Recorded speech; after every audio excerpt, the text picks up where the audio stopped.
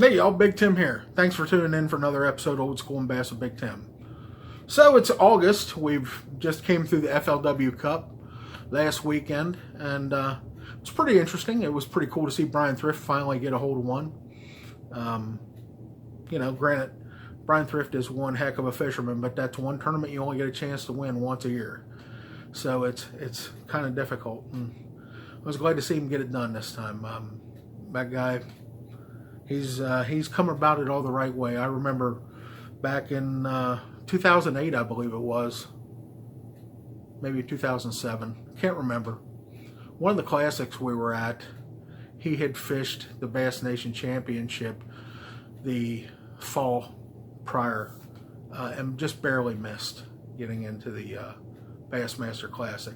So he came up the right way. You know, he fished through the local levels and worked his way up. He's not one of these guys in FLW that just has a lot of money and paid his entry fee. That's one thing about FLW I'm not real fond of. They don't have a real qualifying concept. They just, if you have the money, we'll let you in, for the most part. So, but anyway, congrats to Brian Thrift. I mean, I've not met the man. I like his style. I certainly did like his presentation on stage. I liked how he thanked God and his family, and that always makes you all feel good. So, congrats to Brian Thrift. I also like the way he won the tournament. A dual approach, shallow and deep. One thing I did notice on the first day, I can't remember the guy's name, but he was in second place. And I'm a big fan of the Whopper Plopper.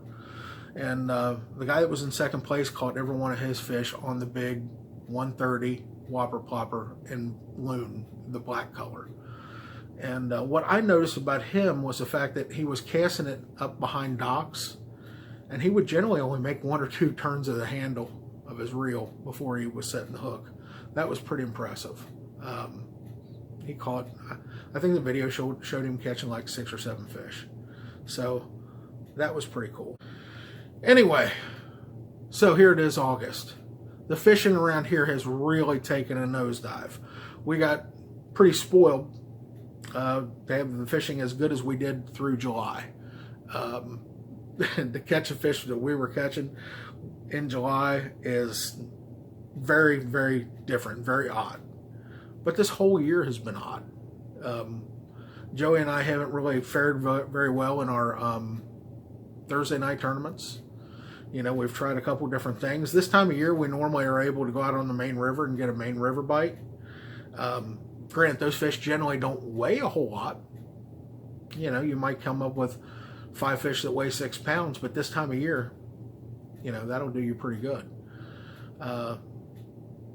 2 weeks ago, we fished the main river for about 3 hours and never took a bite. Well, Joey did catch one 11-inch smallmouth. That was it. I never had a bite. I never swung on anything. It was horrendous. It was miserable. So we ducked in a creek for the last hour, and that really didn't change our luck much. But still in all, everything here is kind of shaken up. Now, some guys are still on some fish. We got a local guy here that has really been burning up the circuits. He's a really top-notch young fisherman. I wish nothing but the best for him. I'd love to see the guy get some sponsorship. I think he has what it takes to go up the chain. But that depends on whether he wants to.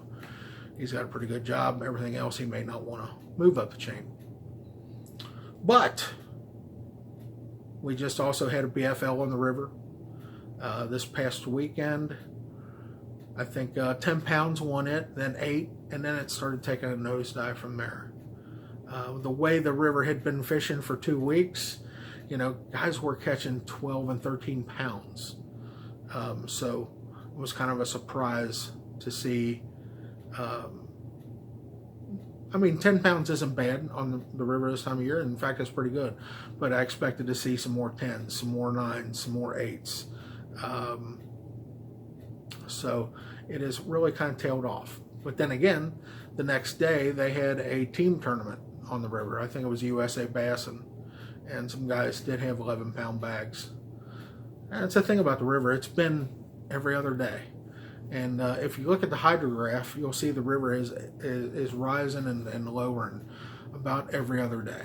You know, on Monday it'll be high, Tuesday it's on the way down, Wednesday it'll be low, Thursday it's on the way up, and Friday it'll be high. It's just the weirdest thing. It's I really believe it's all because the Meldal Dam is now a electric generator. They're generating electricity from there, so that may have a lot to do with the ebb and flow of the water.